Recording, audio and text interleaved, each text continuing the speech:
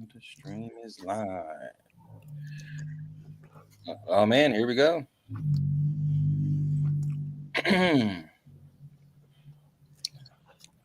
All right, and we're live. All right, so y'all, let's get this thing started and do this thing that we call the news. All right, here we go. This is our first four on Wednesday. Got it. And in 3, 2, 1. Good morning. You're listening to the Morning Experience. I am Marquise Lupton. That is Shizzy Get Busy. That is Dr. Kamika Campbell. And that is Scott Tay. Scotty. What's goody? What's going on, brother? How you feeling? Listen, I was feeling down. Oh man. but I saw some football this weekend. And I'm looking, I'm feeling a little dapper. I'll say that. I'm feeling a little more dapper. Oh, Shiz, how about you? My sentiments exactly. When your team puts up a donut, there's nothing like seeing this team that was so confident get smacked right in the mouth. But happy Wednesday, everybody. It is the middle of the week. We have made it here. Oh, man. The enemy of my enemy is my friend. Yes. Dr. K. I'm out there. I do not know what the sports ball is doing, but it is my favorite day of the week, which is Wishful Wednesdays. I am always wishing that we had a functioning government. Yes. Folks, we will talk about that non-functioning government later on in Microwave News. We have a jam-packed program for you today. As you know, it is Wednesday, so we have our TME Sports and Scores with Scotty, and then we have our top 10. Dare we say the critically acclaimed top 10 by Shizzy Get Busy. And, you know, we have our main story as well. So, folks, it's a jam-packed program. Like, you know, I like to say thank you for joining us. And tell a friend that the best thing that they can have is the Morning Experience. You're listening to the Morning Experience. All right, that was our intro. I'm sorry, that was our intro. This is our first four. All right, first four in 3, 2, and 1. Good morning, and thank you for joining us for the Morning Experience, folks. And just to let you know, we begin each show with the microwave news. Look at that. My sister is listening. She says, hola. Just to let you know, Brittany, we always talk about you in such the most uplifting way, fashion, and form, sister. He is. Don't let that man lie to you. So true. We talk about you all the time. The only part that's true about that is we talk about you all the time. Okay. Oh man. So our first story for microwave news comes from the Grio, and ICE arrests are cracking down after the DC Guard shooting. And ICE arrests of Afghans are on the rise in the wake of the National Guard attack. Immigration lawyers and authorities say arrests of Afghans are on the rise following the shooting of 2 National Guard members in Washington, D.C. Shiz.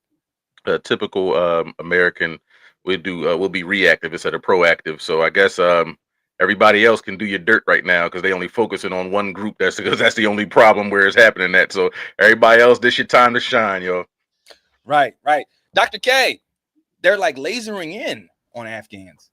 They are. And it's very unfortunate because this person was let in under the Trump administration and was not vetted properly according to them.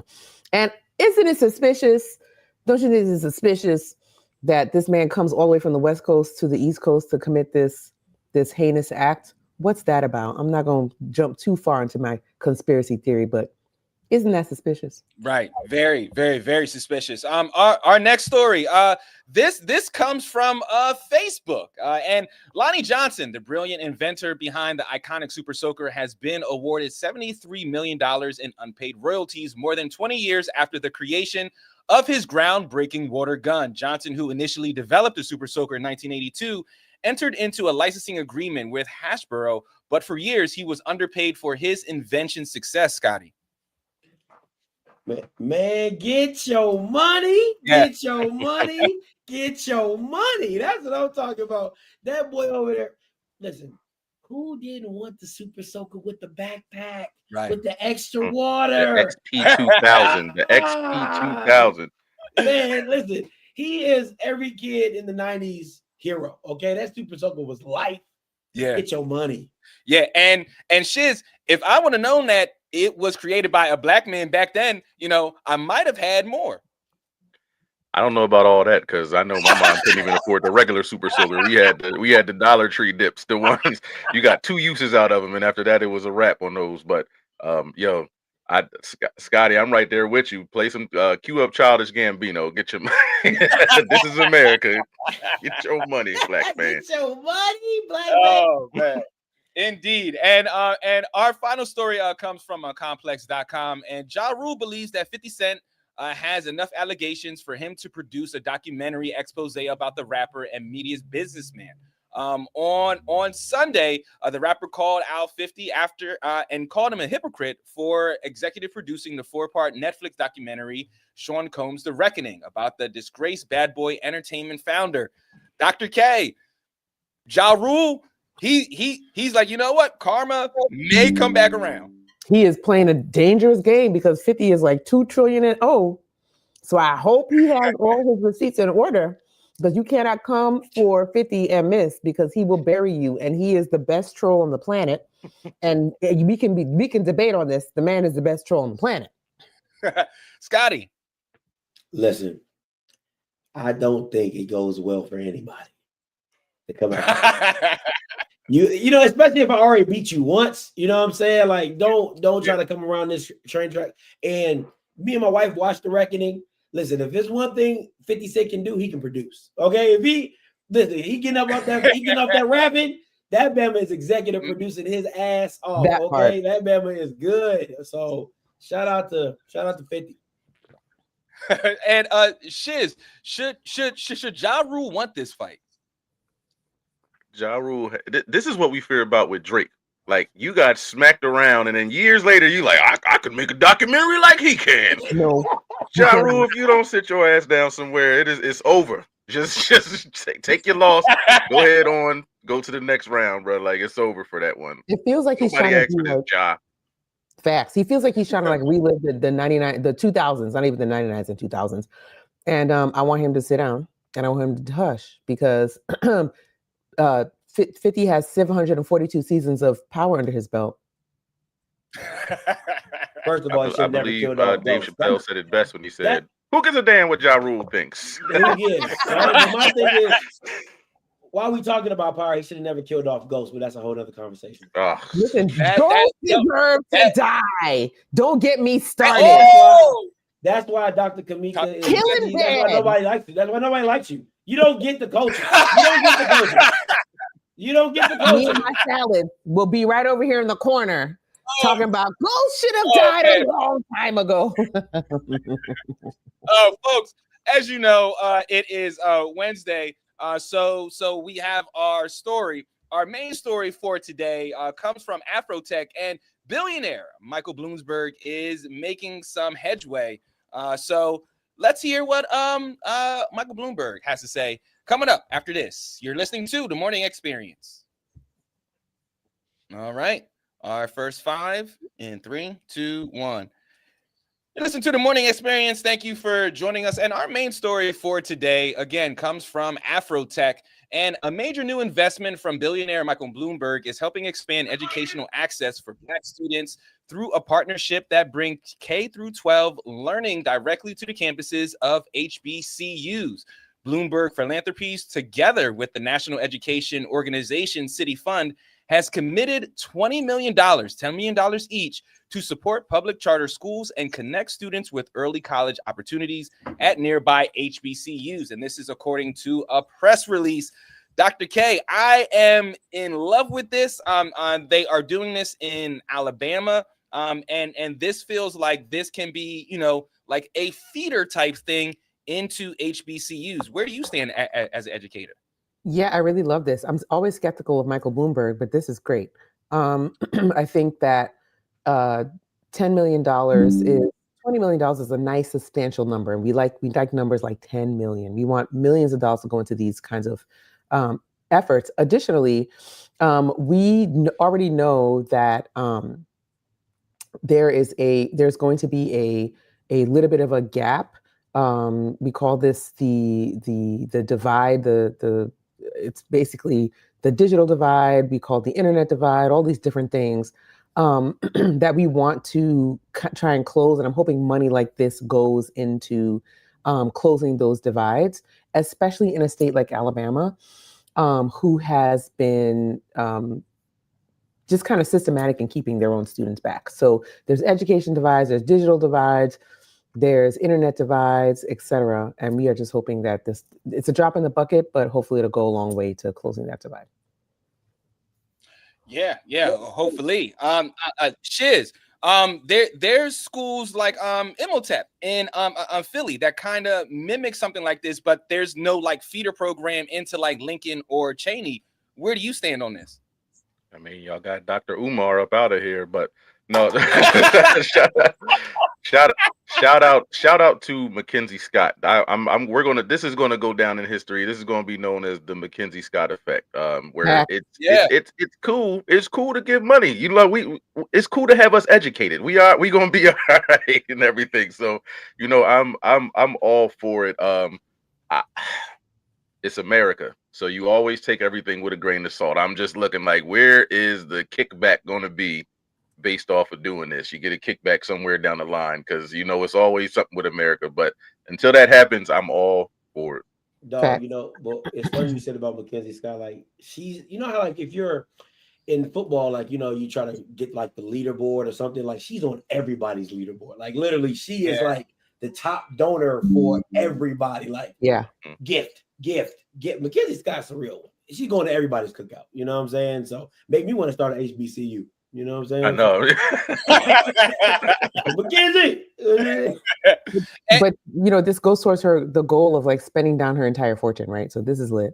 Like actually sticking to the word of what you said you were going to do. Amazing. And I feel like, you know, this is what billionaires are supposed to do. This is why they exist. They're supposed to, you know, reinvest into the country just like this. But we're seeing time and time again that, Dr. K, there's just this extraction and there's just this exploitation rather than an investment. Yeah, because my first question is, why is somebody needs to hold Elon Musk up for all the money. He is approaching being a trillionaire. Do you know how ridiculous that is in a country where the bottom 50% of people are barely making a living? That's ridiculous. And I feel like there's a very large, like, I don't know, billionaire aura. People want to be billionaires. It's not achievable, but there is a good life that is achievable for many more people than 3 billionaires. And I feel like we have to keep putting our foot down when it comes to, you know, demanding that these folks who are making a lot of money off of the American people and American workers, that they pay their fair share back into society. Yeah, absolutely. Shiz, before we head out, you mentioned Umar. That's a shot of the day. but he does stand out because he was out there fronting, you know, for what it seems like years to what some are accomplishing, you know, in months. Now, money is an issue, yes, but it just seems like, you know, might have been some cap there. Hey, listen. I just report. I just call it like I see it, brother. No, but it could be, because, like you said, things move fast now. But again, with that being said, also we are in a microwave society where we want everything fast. So if somebody doesn't have the funds like that and they got to take time to build it up, I'm not saying we didn't give him a chance. I don't know if we gave him long enough a chance. You know, we want stuff immediately. We got to see results immediately. So I don't know how the school would have did, but he was. I just gave the example of how he was trying. I just gave the example. Dig it. Folks, again, we have a jam-packed program. We have so much on this program to give. Again, we got sports with Scotty on the other side, and then we have the critically acclaimed. I'm gonna keep that. The critically acclaimed top 10 with Shizzy Get Busy. So stay with us. This is the Morning Experience. All right, let's keep it moving. Our second five in 3, 2, and 1. All right, so we're talking about this billionaire give back and really getting into the details of this Bloomberg and him opening up what seems like this pipeline to HBCU. So Forbes notes that the new funding supports 2 schools in Alabama's Black Belt region, an area historically underserved in public education. The first is the DC Wolf Charter School in Shorter, a redevelopment of the former DC Wolf Elementary School that is expected to open in fall 2026, just minutes from Tuskegee University.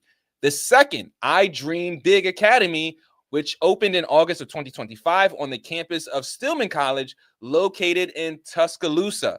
So, Scotty, as a FAMU fan, can you see, or would you like to see something like this happen, in Florida as well, where there's this pipeline? Because this could also affect sports as well. No, I absolutely would love to see it. And I think, if I'm being honest, I think HBCUs haven't done their due diligence in making HBCUs more open online. Like I think they will have a bigger alumni base and bigger, because again, they want enrollment, which is great.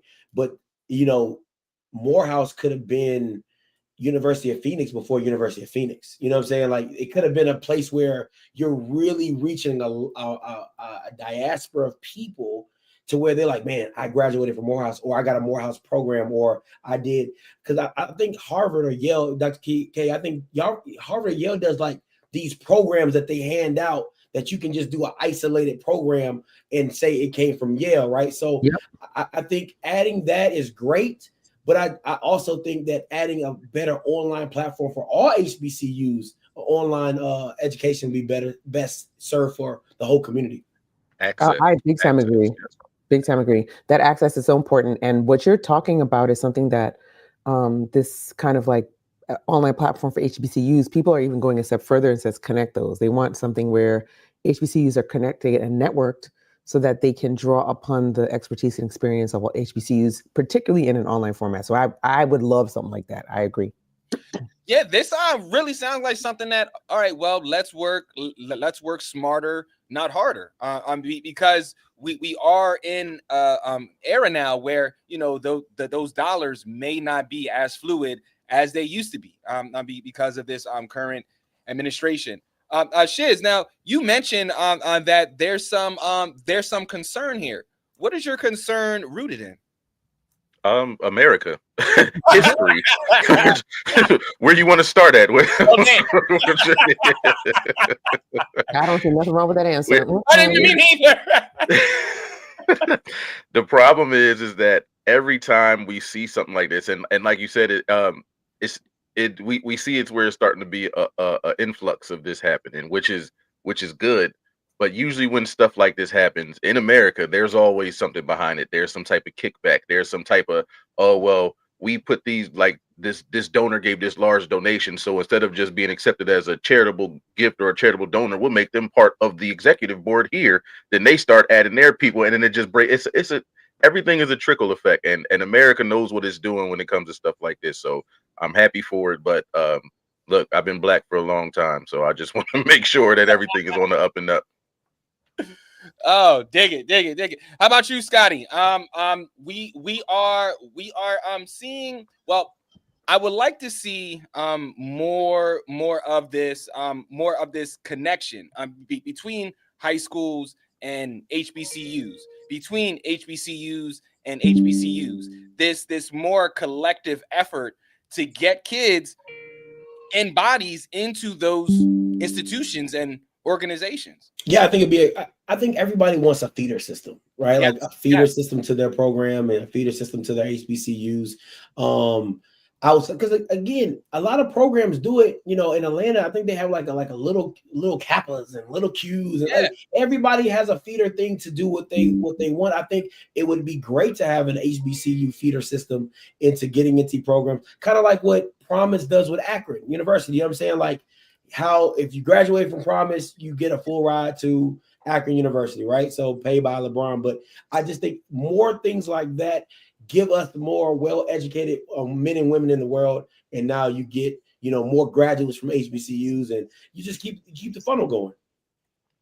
Right, and we see this with those real ritzy schools, you know, with those private schools that we see, you know, on the CW. You know, those schools are feeder schools into places like your Princetons, into places like your Harvards. So why not wash, rinse, repeat, and do that the same just as much? Folks, so much more to get into. This is the Morning Experience. Thank you for joining us. All right, let's keep it going, folks. Those that are watching online, send us your comments. Let us know what you think. Join the conversation as we do this thing called the news. So here we go. And in this is our first three. And in 3, 2, 1. This is the Morning Experience, and we are discussing billionaire Bloomberg giving back. To outline this some more, in 2024, the former New York City mayor Bloomberg made a $600 million donation benefiting medical schools at 4 HBCUs, and this was previously reported by CNN. The announcement of Bloomberg Philanthropies' recent $10 million gift comes during a significant wave of philanthropic investments in HBCUs. Over the past several months, HBCUs have received more than $800 million in new funding. And I feel like this is $800 million that is desperately needed, especially as the borders are being closed, Dr. K. Yeah, I think that we're going to see a very interesting flip in the next 5 years of how college enrollment goes. A lot of our institutions, when they talk about minority investment in education, they're talking about international students.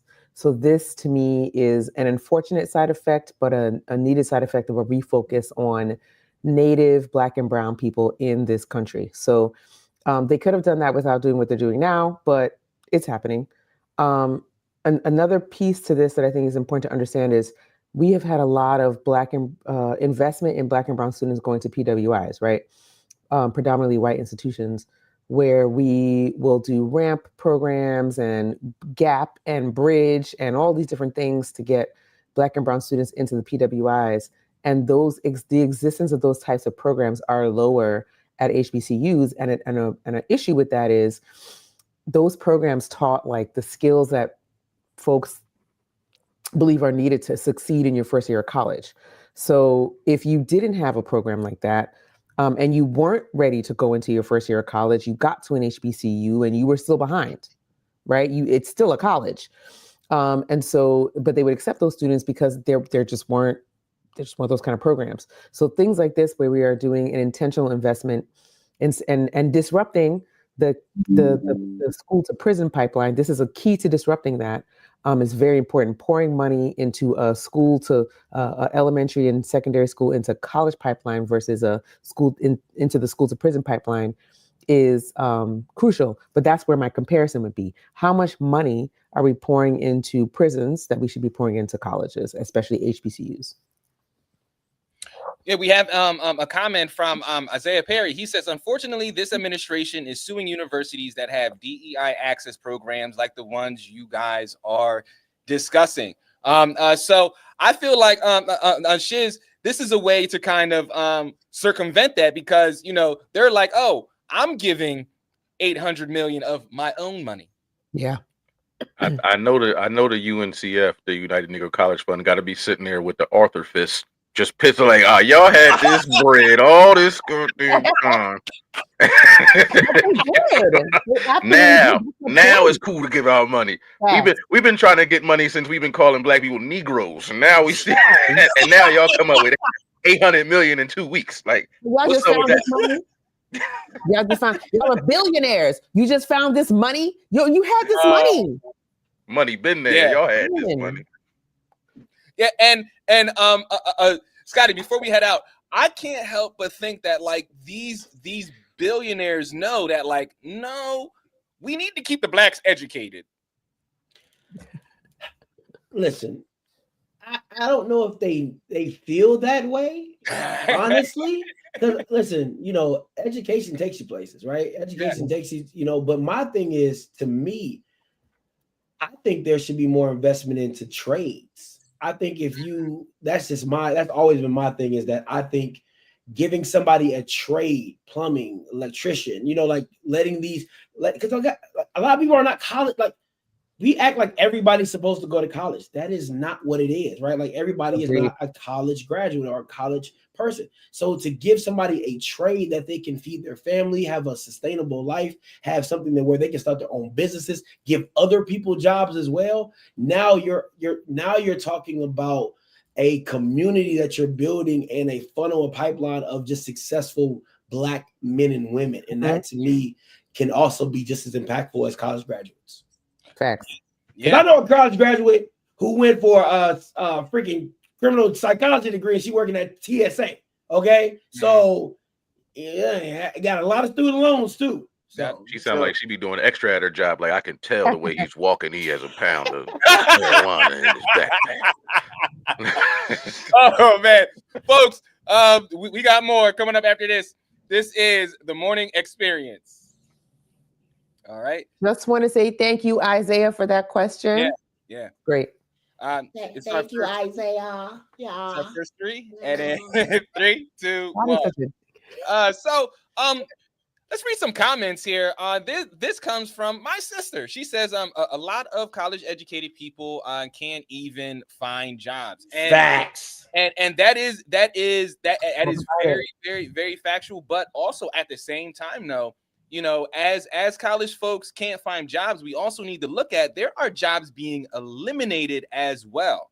And like hundreds of thousands of jobs are being eliminated. And like, you know, I look at myself when I went into school, undergrad, I was like, I want to be a DJ, a radio DJ. And going in, like there was a lot.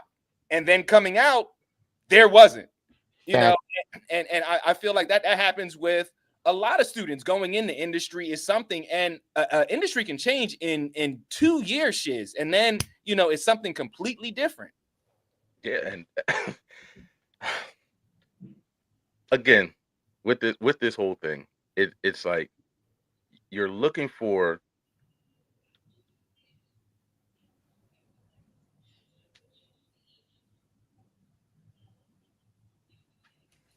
Are you muted? Up? No, he's unmuted, but I can't hear nothing he's saying all of a sudden. Up? Nope. Yeah, your mic went out, shit. That was crazy. Yeah. He ain't have a point. He just. No, I was like, man, is he still thinking? He just mouthing it. That's it. His mic were just fine. But for real. Religion has given the world. Yep. We can't hear you, Shiz. No, I can't hear you at all. Still can't hear you. Just like refresh your browser. Don't leave and come back. Just click refresh on the browser. All right. So then, Scotty, I'm going to pass it to you. I'm going to back it up. And then 3, 2, 1. So Scotty, a lot of these college students they can't find these jobs, but also these jobs are being eliminated almost just as fast. Yeah, it's the model. I mean, it's AI. You know, we've talked about it on numerous shows about what AI is doing and how it's taking over. But at the same time, again, that's why AI ain't doing plumbing. AI ain't doing electrician work. AI ain't doing roofing. AI ain't building houses. You know, like you got to do some, like blue collar jobs are not poo. I know like good. I know a lot of people HVAC. Okay, you live in Texas and don't have an air conditioning unit. See what you willing to pay. You know what I'm saying? So again, I think it goes into people are going into massive amounts of debt to be a school teacher. Like people are going into massive debts to be, you know, an art teacher. or I don't know. It has to make sense. So I think a lot of things are, the tuition is getting higher, the pay is not raising. You know what I'm saying? Like it's so much going on. You really have to kind of narrow down. Is the juice worth the squeeze? You know what I'm saying? So that's really what it comes down to when you go to college. Yeah, and I'm loving the fact that folks like McKenzie and folks like Bloomberg now are making these investments so that people won't have to go into deep debt, if they want to get an art history degree, So folks, we got one more segment to talk about this before we get to the funny. I know you're waiting for that, for the critically acclaimed Shizzy Get Busy Top 10. So stay with us. That is coming up very, very soon. This is the Morning Experience. All right. One Can more. y'all hear me? Yep. Yeah. One more 3, and then that's it. And then 3, 2, 1. This is the Morning Experience. Thank you for joining us on this Wednesday. Just to let you know, to tell a friend that the best thing that they can have in their cup is the Morning Experience. So you should tell your friend, hey, I think that you should really listen to this because I love you.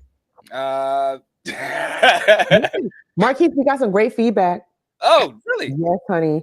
Let's Folks hear it. said we sound good on the radio, especially me, but you all sound also fine.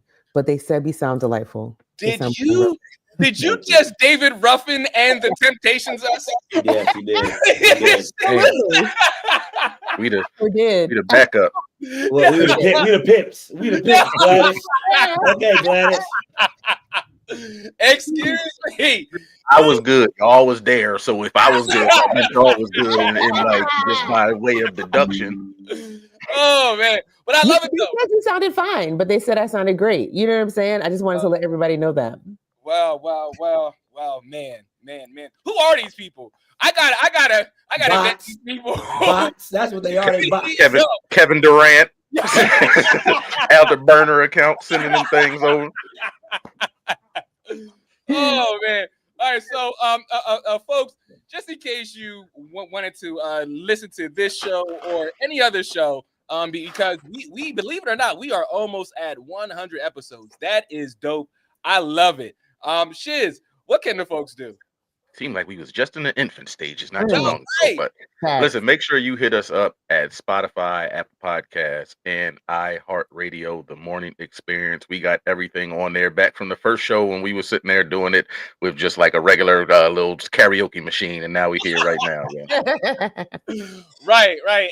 And giving the people the news, giving the people the information, giving you what you need, what you wanted, and what you did not know existed. So, Dr. K, back to you. Now, Shiz expressed his concern with Bloomberg giving this kind of money.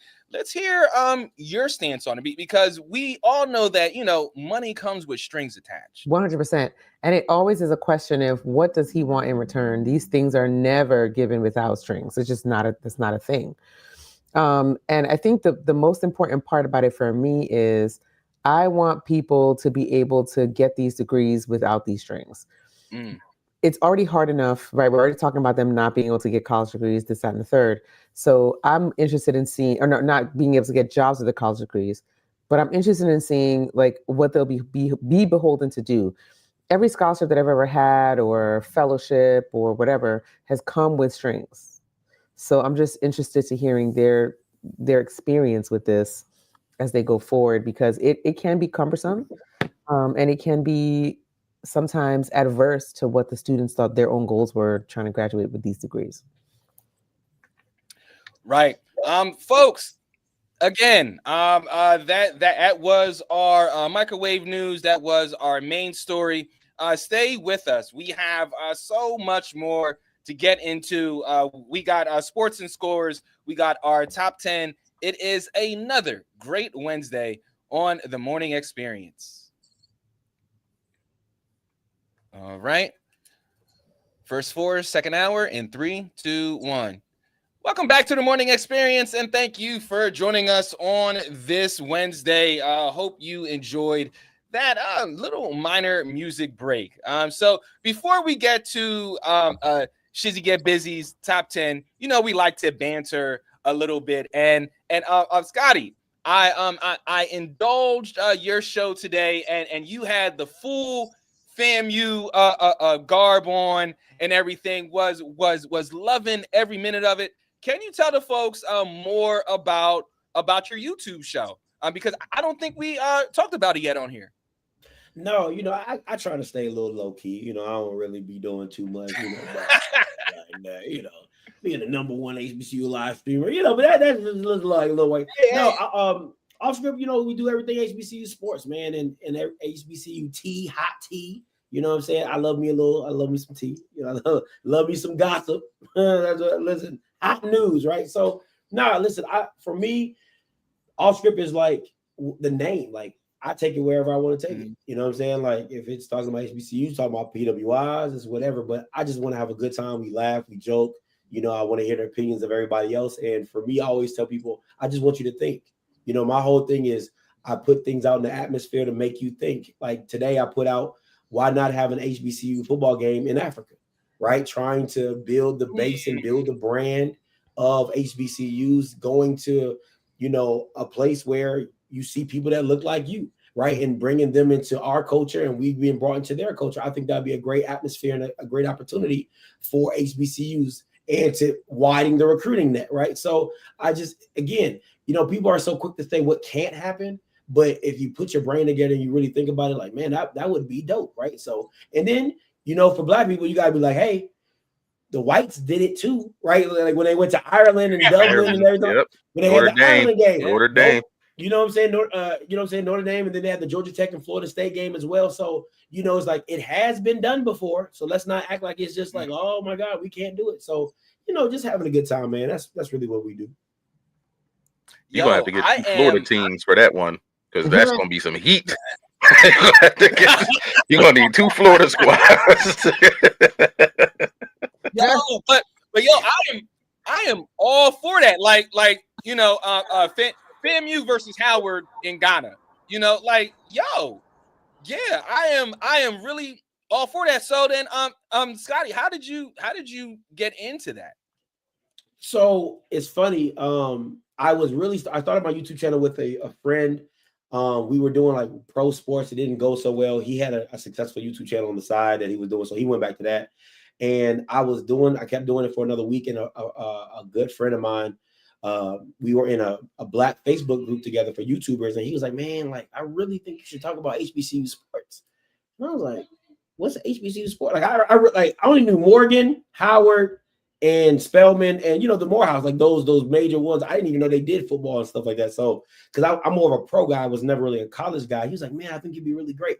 And like 2 weeks after he told me Deion touchdown in Jackson, I did a video about Deion in Jackson, and they got 20,000 views. I said, oh, I'm not looking back. Oh, I'm not. Oh, yeah, this is the train I'm taking. You know, all aboard, baby. And it's been like that ever since. And I've been doing it for 4 years now, full time for 3. Wow. So yeah, that's what it's been. All right, so then for the folks that want to follow you, for the folks that want to hear what we're talking about, where can they go? They can go to Off Script. It's spelled just like it sounds. Okay, on YouTube, you'll see a little black cartoon. That's me. Okay, and if you want to catch me on Twitter, listen. If you catch me on Twitter, I'm a different person. Okay, I will meet you with whatever energy you bring to me. I just want to make that very clear. All right, I'm Captain Petty Sergeant Smoke. Don't mess with me. Okay, I will meet you with whatever energy you bring. If you want to follow me on Twitter, it's offscript_TV, and then on Instagram it's offscript_TV as well. So catch me, man. Listen, I love to have fun. I love to talk trash. That is what I do. I'm from the DMV. That's what we do. Scotty, I'm not gonna lie. I think we're all different people on X. If my mom, Lord, yo, I just want to say, yeah, it's like you got the Facebook side of you where it's just like pictures, family, you know, hey guys, hope everybody's doing well, you know, a scripture here and there. Twitter, nah, bro. Like I'm bringing it to your front door. I'm bringing it to your front door. Yo, my Twitter, sometimes I feel like, oh, just throw the whole Marquise away. Just Listen, Twitter turns everybody into a terrible person. It's a cesspool. yes. Some of us are absolutely excited that we can't see nobody can see our likes anymore. Them likes and bookmarks. Them Real. Oh man, folks. Coming up next, we have Shizzy Get Busy's nationally critically acclaimed, Pulitzer-winning prize, top 10. Stay with us. This is the Morning Experience. Indubitably. Yeah. All right, good brother. It is on you, man. All right, let me get a little drink real quick. What are you drinking, brother? Yeah, what that look like tea? Is that tea? Oh, it is a mixture of some wines that I had left. You know what? So That's so how it's wines with an S. It's wines. I'm drinking some wines right now. That is some bigotry right there. Wines. The wines I love had. It was a little bit. It was the corner that was left. It was like, this ain't gonna work. Let me go ahead and pour these in there together. Period. Red light, yellow. Yeah, came out to make a muddy mixture color. That's it did. I was like, is that a beer? It's not. It ain't got no. If I had a little beer left, I would have put that in there too. I know you would have.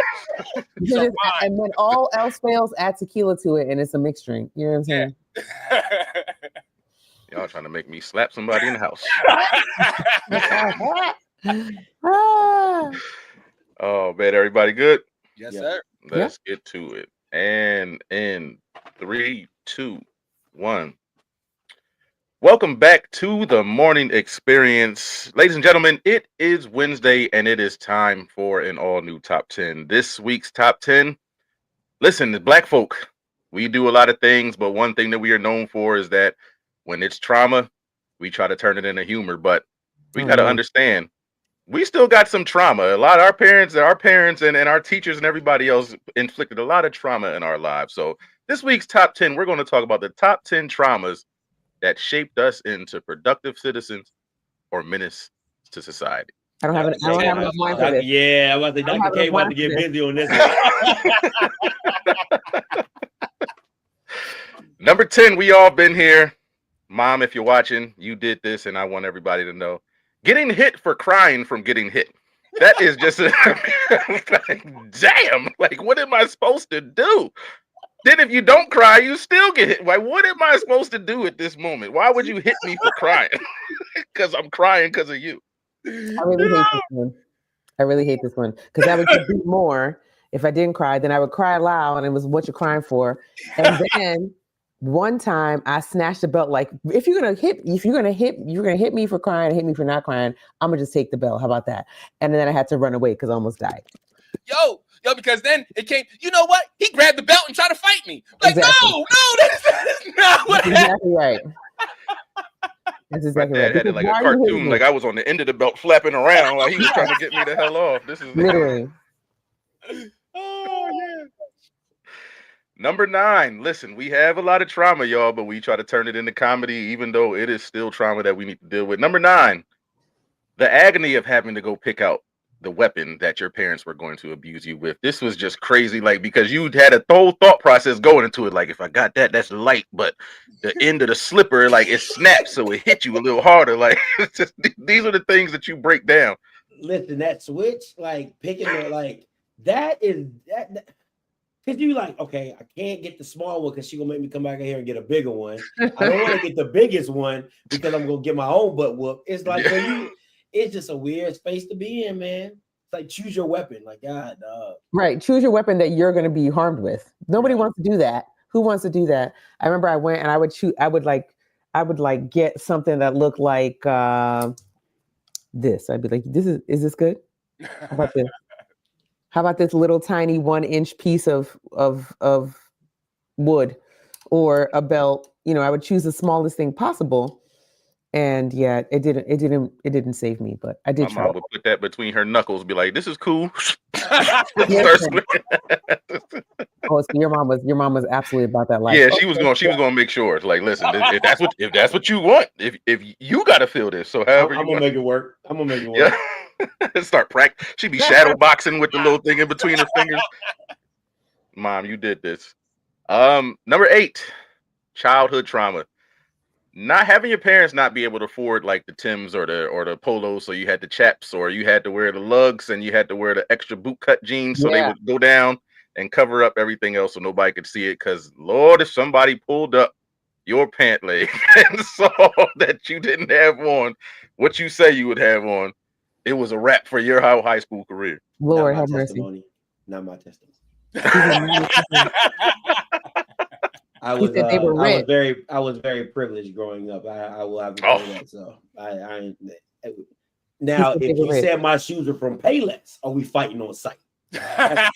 We fighting on site. That was rule number one. You can't say my shoes are from Payless. Definitely had to show up the gym a couple times with the shacks on your feet, right from Payless.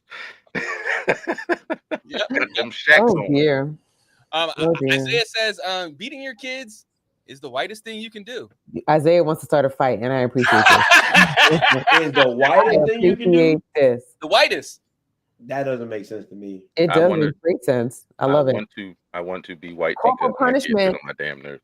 Corporal punishment is a holdover from white supremacy. Absolutely, 100%. Corporal punishment. Let me put this up. Yeah. Corporal punishment should have been left on the plantation. Amen. Oh. Yeah. That's not everything overlook at you. You gotta be like, oh God, we about to get into it now. Let me move the table. Dr. K, you have kids? Got me moving some stuff. I do not have any children. No, on purpose. That's exactly why your answer is what your answer is. Oh, absolutely. But the other thing is too, I was a child, so it's not like I didn't live through being a child. Yeah, I get it. But I would have loved to see how you would have parent. I would have loved to see how you would parent if you have kids. So I will say this. I remember when my niece first talked back to me, I wanted to smack her in her face, and I was like, "See, hold over from white supremacy." Hi, boo. Why are you so cute? She deserved it. That's why. See what I'm saying? You can't. Woo, that's hard for me. But yes, I always say to folks when people say, "Oh, you didn't have children," I'm like, "Yep, but I was a child, and so were you." And did you like getting beat? No, it wasn't fun. It definitely helped me out. I'm not. I don't know. It's to me, the fear of getting whooped kept me out of a lot of situations. I still don't do stuff now because I think my mom might whip my ass. I'm like, you know what? I don't even know. If I'm like, shit, if I go to jail, my mom might beat me. Like, damn. That's so funny because everything that I got whooped for, I absolutely do as an adult on purpose to break myself out of the fear of being punished for the thing that I wanted to do, like talk a lot. Like I was always in trouble for talking, so I talk even more now. I was always in trouble for I'm a bit of a petty strategist, so I petty strategize around people all the time. But it's cathartic because I would get in trouble for it. So I think the best thing we can understand from that is beat your kids. Number 7.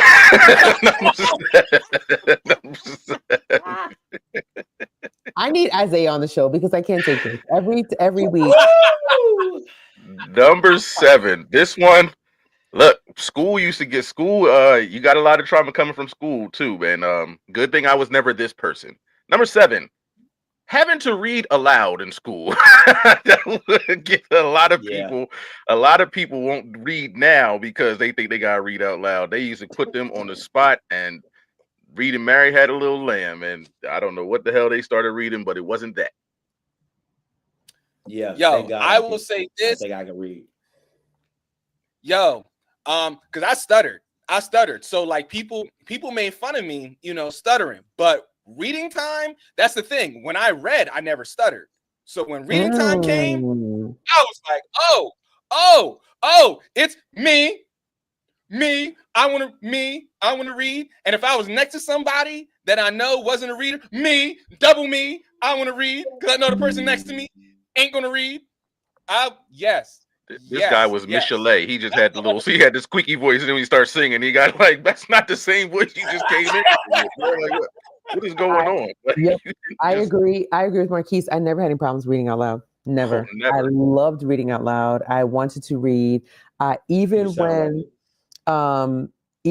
I pronounce the words wrong. Like I would very confidently read, the whore divorce at the party were delightful. Like I would just read I knew what I was saying. So I loved reading, even though I was definitely pronouncing words wrong, but it bolstered my confidence. I wasn't deterred. Yeah. And let me Smashing Time Productions says I used to make fun of people who couldn't read. Damn. Yeah. That's the listen. trauma. That's the trauma. I got a shit story talking about this. I got a story about this, and my brother. I'm gonna get him on here one day so he can tell this story. But we got kicked out of Bible club for laughing at the girl who couldn't read in Bible club. I promise you. So we probably ruined her whole confidence and her religion. Like we probably ruined all that stuff in one day. I was just people like, okay, sound it out, but I'd be sounding out wrong because whore divorce is not how you say that. But I'd be sound it out. I mean, but sound it out always didn't work. But I would try, and I'd be helping. Y'all are not nice. Jesus be a virgin. Now I agree. Smash Time says, especially a bully who couldn't read, I'm absolutely making fun of that person. 100%. Oh yeah.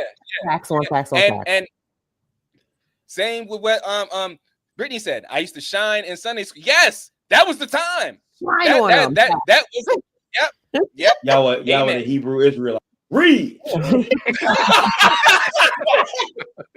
Murray had a little land. Read. How many lands did you got? I don't know these people at all. I don't know them. I'm sorry. Number 6. I got enough time to get to number 6 real quick. I hope you do. My God. Number 6. Yo, wow. Number 6. This is for my 2-parent household kids growing up. Listen, getting in trouble from your mom, and once your dad got home, she told him the whole story, and all your whole punishment started right over again. It was fresh. You was upstairs sleep. You didn't already got over everything. Your pop coming. So you did what? It's a wrap. Yo, my mom, I felt like she knew when my dad would come home, right? So she'll start like down here, and then like she'll hear the door open up, and she'll all of a sudden turn it up,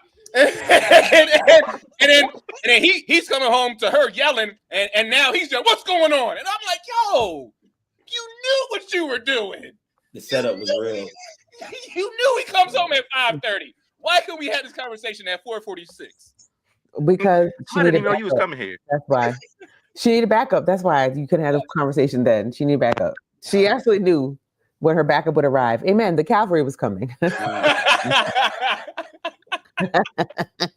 she knew you were just bad enough that she needed a cavalry. She knew it. Yeah.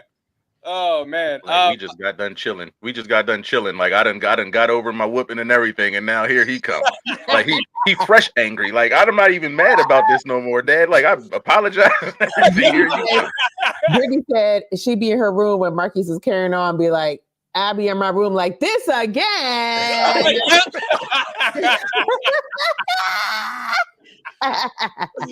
Oh, yep. Ladies and gentlemen, that was the first 5. That was the first 5 of this week's top 10. We will be right back after these messages and this music. It is the Morning Experience, y'all. Just 5? Yeah, 5? My God. I'm relieving my trauma, and it's just 5. But what is going to be in the top 5? What's going to be in the 5? The top 5. That's what you got to sit back. We got some trauma. Listen, we a glass of. I gotta get a glass of wine. I don't know what to do. Go ahead, mix them up like Lord have mercy. Mixture, look.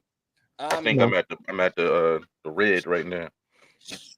Shiz, can you see the comments? Isaiah's comment. That was really good. Not until y'all post them up. Only thing I can see. As a child who had you can see him. You just got to click on comments. Yeah, click on comments. Shiz, when you come back in before you started, go ahead and read that. I'll keep it up here so you can see it, so you can read it too if you want. All right.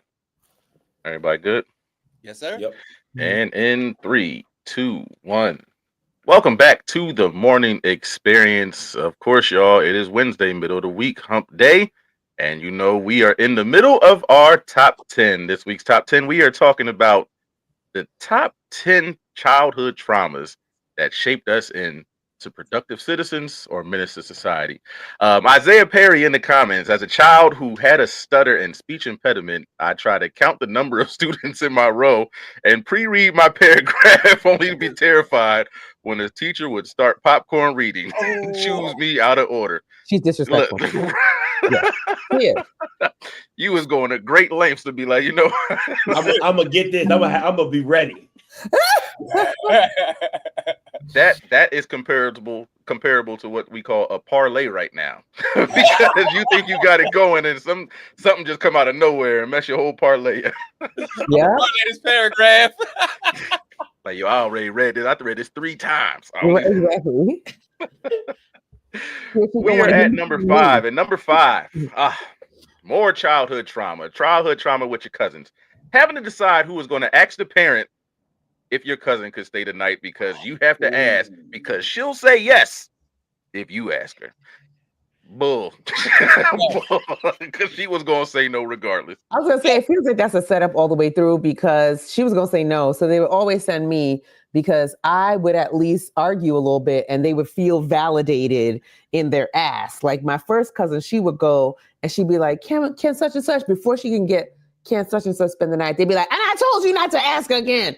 I'd go out there and I'd be like, first of all, I just want to say, don't yell. Like I would start, there, because I'd be a little hype. And they're like, first of all, little girl, I was like, well, I just want to know, these are the reasons before I say who it is, they should spend the night. And they're like, now we're in a parliamentary procedure. What is happening?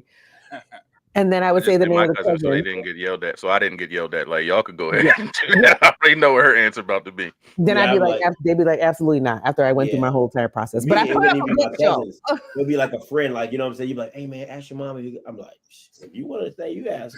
Like, I already know what the answer gonna be. Mm-hmm. She might say yes if you ask. You might, but it ain't gonna be for me. Because I already told you he wasn't staying the night. And then you still get in trouble. Now get out here. Now you told that boy to come down here and ask, and I said, I told him, come on. See, childhood. I'm telling y'all, we all live the same life, y'all. I'm trying to tell y'all, we all live the same life. I don't like this game. My cousin Terrell, we sent him. Nobody ever said no, because he was the baby, and nobody ever said no. Yeah. And then they called on. They were, you gonna send Terrell down here? Yes. Like, never gonna send Cooper down there. Every time. Yeah. Terrell got the highest win rate out of everybody. Important. Still today, we in our big age now, and he gets away with, and gets all the babysitting. Of course. Very rude. Number four is, again, I'm telling y'all, we live the same life. So please let me know if this happened to you. Being told you're not sick because you want to watch TV or you want to get up and get something to eat. So now you ain't sick no damn more. Or you laugh. I gotta survive. Like, I'm like, what do you mean I'm not sick no more because I'm watching TV? What am I supposed to be doing right now?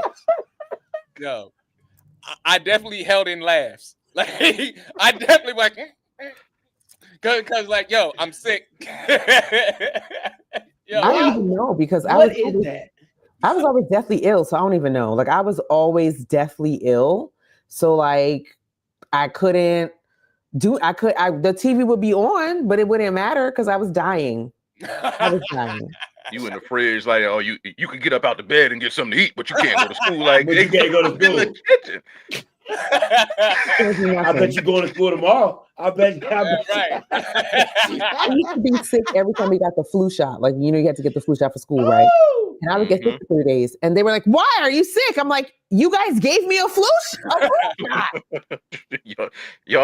Y'all introduced me to the virus. Right. You're trying to kill me and asking me why I'm sick. I can't even understand. Number 3. Listen, if your parents are struggling, you know that you had a school outfit and school shoes, and you had a home outfit, and you would get in trouble for going outside with your school shoes on. You would get damn near assassinated for going outside with your school outfit on. And please don't get a grass stain on your school pants, especially in September when they're brand new. You got school clothes and you got Play clothes. Everybody know. Yep. Everybody know the difference. School clothes. I do it to my kids right now. I'm like, do you go outside and play with your school clothes? So I'm a stickler about that. We have a comment from Dariel. He says, you ever had a crazy uncle that stayed in a room in your grandma's house and then continued to say, I hated when my mother called me upstairs just to get the remote control on the dresser. Trauma. Those are very traumatic experiences. Yep. We're living the same life, unfortunately. I just want to say, though, I did not have play clothes. My mother did not expect you to come home from school and play. She expected you to come home and do your homework. So play was out of order. You need to come inside, do your homework, play very quietly on the living room floor, and then go to bed. So I was traumatized. I didn't have any play clothes, but I'd be playing though. I'd still be playing though. Wow. Listen, what is it, Darrell? They let us right into number 2 because number 2 is getting called from outside while you were playing, and they be like, "Hey, hand me that remote over there." I was 45 minutes away by bike, and I would still get called in for a remote or something off the dresser or something out the freezer or something out the fridge, get a drink out the fridge. I was 2 hours away walking, and somehow I would have to run back home and get that. How did they get in contact with you? It's a homing pitch. It's a homing device. You hear your mother's voice from 45 miles away. It doesn't matter. It doesn't matter where you are. Angry frequencies. That's different. Now, my dad had a whistle. My dad, when he was in my life, my dad had a whistle that he would do really, really loud. Like you could hear him like down the street, and I would just come running, and he'd be like, "Hey, boy, did you leave them Sprites right there? Put them Sprites." I'm like, "Bro, they've been there the whole time. You could have put Dog, that's the stuff that be killing me. That's the stuff like, That's real trauma. That's real trauma because now you get mad when they call you now. What? And we already talked about what word get you in trouble. Yeah. What? And called your mom and dad all out their name under your breath. But number 1, and this has been going on forever. If you watch Eddie Murphy Raw at the beginning, you know that it always happened when your parents had company over and they was all drunk and they woke you up or called you downstairs from playing the game to do the new dance. And you had to sit there, and I done did the butterfly plenty of times to try to show off for y'all company. No. That little dance you be doing. We didn't have this because my parents were much smarter than us. They were much smarter than us. They had a kids' talent show in the beginning where they would laugh at us and then they send our asses off so they could drink. Very different. They would definitely send us off. We would do the new dances, we'd do the whole things, but they would make it a talent show so we did not interrupt them for the rest of the night. See, I wasn't talented. So like the other kids had to do it, and like I just watched. And it looked painful for them. But I never experienced it. I was always the spectator. Go ahead, y'all. He was a stage hand. They be like, he needs some extra pillows. Go, Marquise, go get the pillows. He was the stage hand. That's that plantation stuff, dance for us. That's plantation. Yeah, that's dance for us. Oh yeah, dance, little Timmy, dance. Like that's the plantation mindset right there. I am trying to tell y'all, this is trauma. This is trauma. This is real life trauma. We laugh and joke, but these are real life issues that we deal with for the rest of our lives because our parents tried to ruin us. I don't like the top 10. It made me relive a lot of memories that I don't appreciate. Thank you so much, Shizzy. You got to get it out. This is y'all therapy. Get it out. I have therapy. I need this. Ladies and gentlemen, that was this week's top 10. If you missed any of the top 10 this week or any in the previous weeks, because this was number 25. 25. Sheesh. 25 top 10 we are in. Sheesh. Please make sure you hit us up at the Mornin Experience on IG. And if you want to give it to me directly, it is at Shizzy Get Busy on all socials. It is the Mornin Experience. It is the top 10. Scotty, I'm waiting for Scotty to come on. I want to hear what he got to say about them boys. Oh man. I'm assuming we went. All right. Right? I'm assuming so too. it is on you, brother. In 3, 2, 1. Welcome back to the Morning Experience Sports Report. It's your boy Scotty, man, giving you the sports report as only I know how to do. Now, last week, it was only one winner out the bunch, and I made sure I put them in high regards. Now, I'm looking at a whole list of losers right now. So, I'm just going to start with the one who scored the less points. We're going to start with the Vikings first, the Commander. We got to do this right now. Vikings end up beating the Commanders 31-0. I said that again, 31-0. J.J. McCarthy, 16-23, 163 yards and 3 touchdowns. Jaden Daniels, don't know why he's still playing for the season. Went 9 of 20 and 78 yards with the interception. Aaron Jones, the running back for the Vikings, went 14 carries, 76 yards. Jordan Addison, the wide receiver, went 4 receptions, 62 yards. Had some tight ends get into the end zone for the Vikings. Commanders, Scary Terry, 3 receptions, 41 yards, and Chris Rodriguez Jr., 10 carries, 52 yards, and the Vikings, who were on a slide, get off that slide with beating the Commanders and not scoring any points. Jaden Daniels he just got to shut it down for the rest of the year. That's just my personal opinion on that.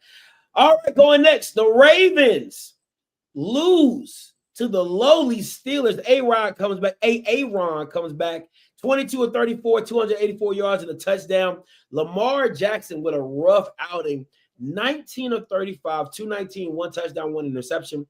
Derrick Henry, 25 carries, 94 yards. DK Metcalf for the Steelers wakes up, 7 receptions, 148 yards, and he played a little punt return. Zay Flowers, 8 receptions, 124 yards. Ravens get taken down by the rival Steelers, 27-22. Great game right there. All right. Last before we get to the break, Eagles, Chargers. We don't have to do this. Yeah. Oh, yeah. We're going to do this. We're going to do this. We're going to take it nice and slow. Eagles, Chargers, 19 for the Eagles, 22 for the Chargers. Jalen Hurts, a horrible game. 21 of 40, 240 yards with 4 interceptions. Herbert, 12 of 26, 139 yards and a touchdown interception, as well as 10 carries and 66 yards. All right, A.J. Brown, once again, he's a happy man, 6 receptions, 100 yards. Saquon Barkley finally gets up off the mat, 20 carries, 122 yards with a touchdown. Again, the Super Bowl champs are on a 3-game losing? Is that a 3-game losing streak? That is tough. Jeez Louise. But listen, make sure you guys come back after this break and after this musical intercession as I talk about them boys. This is your morning report. This is your Morning Experience Sports Report. Oh man, that was sad. Are y'all catching that we had 25 to 35 people watching over the last 40 minutes? Did y'all see that? No. I'm pretty good. No. For a first stream, so let's. All right, yeah. Let's keep sharing. All right, 3, 2, 1. Welcome back. It's your boy Scotty with the morning. Let me do that again. All right. And 3, 2, 1. Welcome back to the Morning Experience. Your boy Scotty with the Sports Report. And it's that time. I got to talk about that team.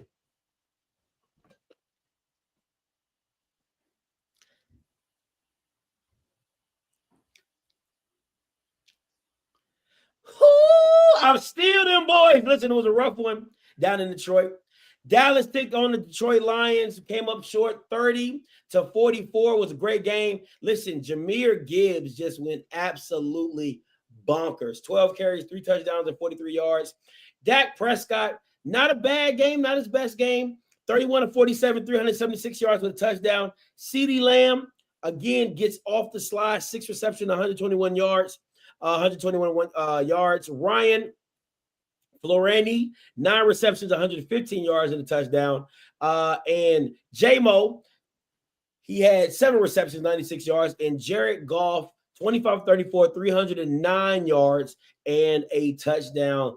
Listen, I don't even know what our record is. I don't even care about our record, but they pissing me off because we should have won that game. Anyway, Dak with his too many interceptions. Now, Game of the week last week was Jack State versus Prairie View. Prairie View took down the reigning SWAC champs 23-21. I was in attendance down there in Jackson, Mississippi. It was an absolutely great game. This week's HBCU game of the week is the Celebration Bowl taking place in Atlanta, Georgia. It is South Carolina State Bulldogs versus the Prairie View A&M Panthers. You can catch that on this Saturday at, I believe it comes on at 1 o'clock in the Mercedes-Benz Stadium. I will be in attendance. So if you're in Atlanta, you see me, say what's up. All right. Guys, what is going on with our teams? I feel like with the Eagles, this is just a long time coming, and this is just 2023 all over again. I think that the wheels have fell off, and they need to replace our offensive coordinator. Patullo got to go. I don't think Patullo the one throwing the passes though. Shizzy, what do you say with Jaden Daniels? Should he just shut it down? Season over? I told you, Black brothers, we are kneeling with Kaepernick still. We are not worried about this football season. See, this is the problem. We always want to do something, and we don't always want to stick to it. Are we kneeling with the brother because they did the brother wrong, or are we going to just go ahead and get up out of here? We just going to go back and bow down to the white man again, because that's what it seems like everybody's doing. If we doing that, then you know what? Go Commanders. Then. I bet you was bowing down last year when y'all was running the table. Y'all was in the NFC Championship. I had just heard about the whole Kaepernick situation this season, so that's why I had started around week 4. I started. but you know what though? The crazy thing is that this argument kind of holds weight now because Phillip Rivers was just like brought out from his casket to try out for the Colts. So I mean this. Yo, this argument kind of holds up now. See, brothers. We'll see what happened when you give in. See what happened when you give in. They said we got a great season. We got to keep it going. Phillip Rivers, come save us. Crazy. Guys, that was the morning. Let me do that again. Mm-hmm. Man, appreciate you guys for listening in. That was your sports report with your boy Scotty, man. Keep listening in the Morning Experience, all day, every day. All right. And final 30, which is now kind of like turned into like a final minute, but that is just fine. All right. And in 3, 2, 1. This is the Morning Experience, folks. Thank you for joining us on this Wednesday. We laughed, we cried, we had jokes, and we had the critically acclaimed Shizzy Get Busy Top 10. Shiz. We are going to talk about some of your blunders because I definitely heard quiet. Nobody did that. Nobody did that today, and we all let it breeze by. We're going to talk about some of his blunders that he had on here. But why did you point that out? Happy Wednesday, yo. Why would you do that? Yo, friends, folks, because y'all didn't know. Friends. I'm supposed to point it out. Friends. Oh, Scotty, how about yourself? That's right. Thank you, Scotty. Hey, listen, this is a great hump day. You know what I'm saying? Can't wait to see my boy Felix back in the studio doing this thing. Get that back good, my boy, okay? And listen, man, it's always a pleasure with you guys. Indeed. Dr. K. I mean, I'm traumatized. What can I say? I'm re-traumatized from my childhood, and that's Shizzy's fault. So happy Wednesday. I apologize, but we here. Guess.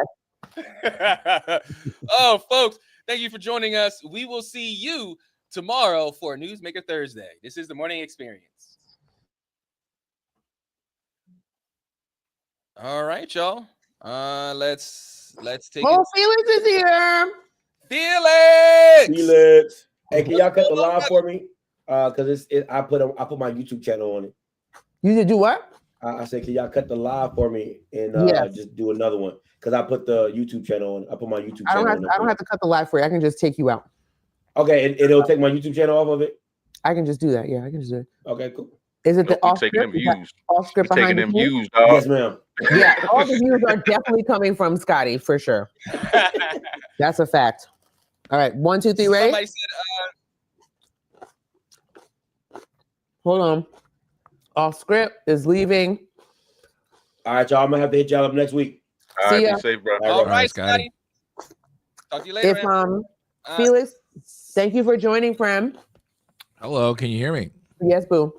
If you want to stream to your platform, you may go ahead and choose your platform right now. Where do I do that at? I'm sorry. Look at the top right-hand corner of your screen. Yep. Stream this to your audience. Yep. Let's see if I remember my login for the folks that are watching, we are about to record. Thank you, Brittany. Our Sunday show. Our Sunday show re-record that airs on 99.3 FM, The Real. Well, The Real 99.3. Willie said, "This is a Wednesday." We know. We are aware. No. It's going to air in the morning. Hey, you know what, Willie? We do this so much that it feels like Wednesday right now. So tomorrow when I go to work, it's going to feel like Thursday. And I'm going to be pissed off when I realize that it's not Thursday. And Brittany said, "Good show." Because you know what? Brittany's my favorite. Of all the Luptons that I have met, it's Brittany. Wait. Hold on. Wait. Time out. Wait, flag on the play. No. You are what has Brittany done for you? Nothing. Brittany has been your sister. Dr. K, before you answer, Brittany, I want you to know that this is what he does to you. He trashes you. I just want you to understand that before she gets into this is how he does you on this show all the time. See what we're dealing with? Go ahead. Is Brittany older or younger than you? This matters. Younger. That means that she is basically your what do I call this? Your editor. She's gonna like edit anything you say because you're older. So what you say goes, but then she's gonna edit it and she's gonna tell people the real truth. So I believe her. I stand with Brittany. You know what I'm saying? I mean, you're not wrong. But I mean, by her being your favorite Lupton, that's an infraction. We're on the show together. We might have to revisit that. We might have to revisit that. Oh, excuse me. All right. So we got our Sunday show. Yeah, let's get it going. Here we go. First five, and in 3. Here we go. First 5, and in 3, 2, 1. Good morning and happy Sunday to you. This is the Morning Experience. I am Marquise Lupton. That is Shizzy Get Busy. That is Dr. K. And that is Felix Arroyo, journeyman. Felix, what's going on, brother? How you feeling? I'm feeling better. I'm still hanging in there a little bit. I've been sick longer than expected, but I'm here. I'm ready to rock and roll. Good morning, Sunday. You know what I mean? Yeah, man. Tis the season. Shizzy, what's going on, brother? Hey, good morning. Happy Sunday. It's early, but if you up listening to this, get up and be productive. Get up and do something. Don't just sit back for a little bit. You already up now. Get up and do something. Right. As I like to say, turn on that Anita Baker and get the cleaning. Dr. K, good morning to you. I feel disrespected. It's too cold outside, and I can't even get comfortable under my favorite blankie without turning it up to 75. But that means my heat bill is going to be $8,000. I don't have time or money for all of this. Right. The hurricanes didn't come, but the cold weather definitely did. Folks, you know how we like to do. We begin each show with the microwave news, giving you these headlines hot and ready. And we are serving up something spectacular on this Sunday. So our first story comes from PA.gov, and Lancaster County Police are partnering with mental health and addiction specialists through a co-responder program, Crisis Intervention Teams, or CIT. This will include ride-alongs to improve crisis outcomes, connect individuals to treatment, and reduce arrests. Key initiatives include pairing officers with certified recovery specialists and a county-wide CIT program for specialized training. Shiz, this is kind of like police work just reimagined. It's something that should have been happening a long time ago. It's an idea that's been floating around for a while, and it's actually used in other places. I'm all for it. Again, we are in America, so everything comes with a caveat, and now it's just a witness to see what goes on. that's what it is. So I hope it's for the best. I hope it actually does do some good, because you need a specially trained person in a type of situation like that, and not someone who just has a gun. So hopefully this turns out good. Yeah, Felix, they're going to be starting this out in Lampeter Stroudsburg. I would really love to see this in the city. Yeah, so would I, especially because I have more understanding and experience within the city. I don't know much about Lampeter Strasbourg. I copy Shiz's sentiments. I feel like it's awesome. It's actually, something that we've talked about for years and years and years, like the getting your arms around this type of conversation, not just looking it through the lens of law enforcement. But there is a caveat, and that's my I hate thinking that way, but the too good to be true theory kind of comes to mind here. So I'm curious how this is going to pan out, but I would love to see this in Lancaster. Absolutely. That could be a prophecy here, Dr. K. Too good to be true? Yeah. I'm gonna go too good to be true. Not only because like some of these have been rolled out across the country, but the issue is programs like this have been rolled out across the country. But the issue is we still in these configurations rely too heavily on the police, and this becomes an issue. So we pair them with the police instead of running these as close to standalone programs as possible, because we still believe that these people are somehow criminals when they really do need extra mental health and mental wellness services. But what if they become violent? People say, these are the questions that happen that we still have to answer. But I'd like to know what the world looks like when we don't involve police in mental wellness concerns, and we train folks to handle the potentially violent without subjecting them to the police, prisons, and penal system. And my question here that I really want to know is who has the power in the situation? Because if somebody comes to a mental health situation, who has the power? Is it the mental health person that has the power first, or is it the police officer that has the power first? And does the police officer have to deem the situation safe before this specialist can come in, or does the specialist go in first and say, all right, well, I can't do anything with this, so I need a police officer? Like, I don't know where one responsibility ends and where one responsibility begins. That's my main criticism here is this whole power dynamic, because if I know something, a citizen or a specialist is always going to listen to that police officer, or then they're going to face, getting arrested as well and escalating the situation. So it's very, very the fluid situation, I'll call it, but I'll wait for more details to roll out because I have questions. Our second story here, folks, for our microwave news comes from PennLive.com. And Pennsylvanians, 450 child care worker bonus. Will it help the industry crisis? So let's get into it.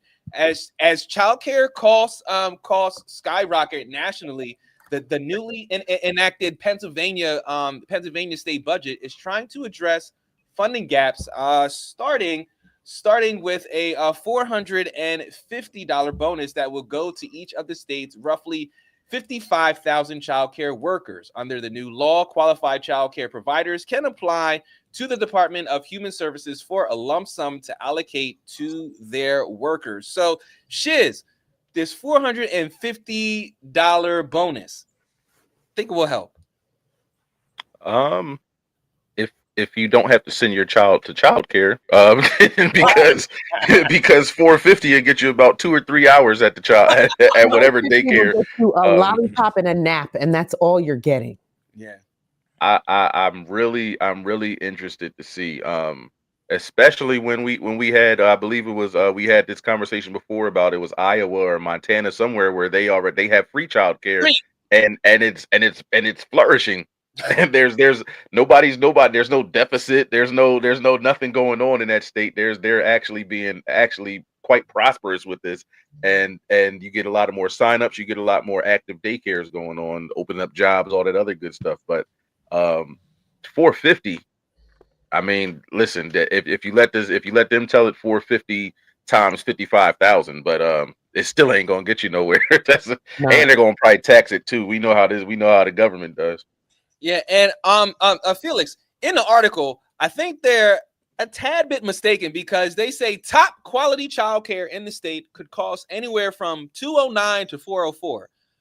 I don't remember a time when childcare was $209 per week. Well, one of the things I was curious about is I can't read the entire article for whatever reason. So is when we're talking about childcare, we're not referring to daycare. That's not included in the childcare terminology because it is. I would think it would be, right. Okay, yeah, because I don't know what it's like now. 20 years ago, when my little one was and my two little ones were in daycare, I was paying $400 a week at one point. So you know, is it going to put a dent in it? I don't know. It's a movement in the right direction. I mean, I can't remember anything like this happening before, this type of language being used, money going towards childcare. I mean, I don't know. I guess we'll have to see how it pans out a few years from now, to be honest with you. Dr. K. I just want to know where they got these numbers. Top quality childcare in the state could cost from $209 to $444. I feel like those numbers are way off when there are parents paying like $1,000 a week, right? Yes. For what they consider to be top quality childcare. And this bonus is for the workers. So it's a $450 bonus over what time period, right? I want to know, you know, is it a month? Is it a week? What's the fiscal year? See, that doesn't sound very much. Yo, $450 over a year. $450 over a year after they tax it.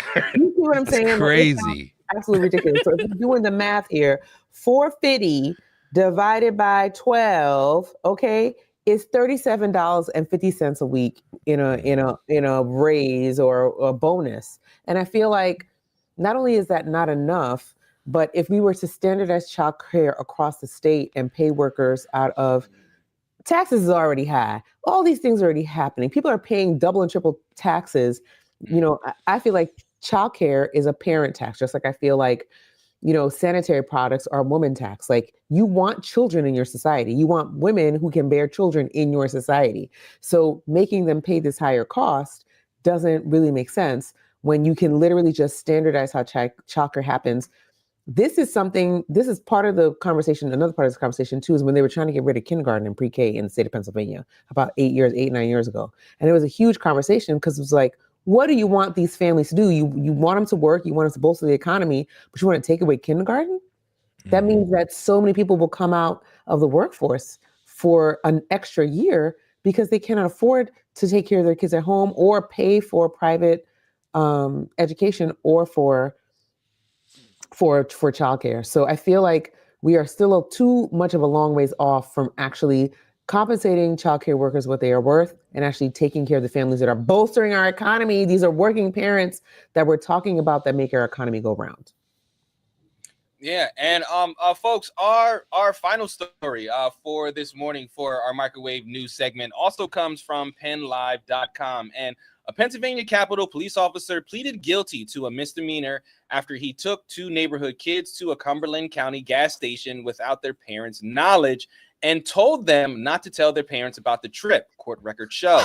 And this past summer, the parents of the 10 and 11-year-old children told Upper Allen Township Police they learned a man who identified himself as a police officer had taken their children to a Turkey Hills several weeks earlier. And this is according to an affidavit of probable cause filed in September. And this is just wild work here, Felix. Let's start with you.